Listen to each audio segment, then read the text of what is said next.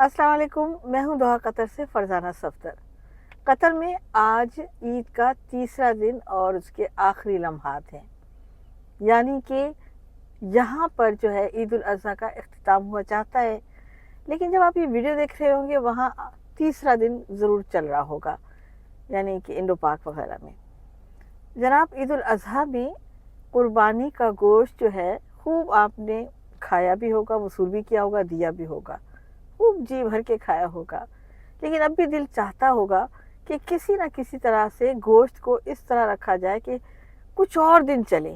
तो मैं आपको तरीका बताती हूँ कि बग़ैर फ्रिज के, क्योंकि आप जहाँ रहते हैं वहाँ बिजली का भी बड़ा मसला है, तो बग़ैर फ्रिज के गोश्त को ज़्यादा दिन कैसे महफूज किया जा सकता है।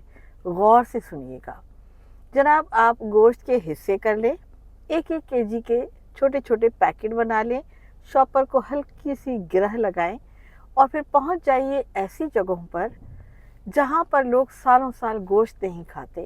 एक एक का दरवाज़ा बजाइए और एक एक पोटली उन्हें देते जाइए। ये वो गोश्त है जो ता क़यामत तक आपका ख़राब नहीं होगा, क्योंकि इससे जो आपको अजर मिलने वाला है वो आपका दिल जो है ना गार्डन गार्डन हो जाएगा।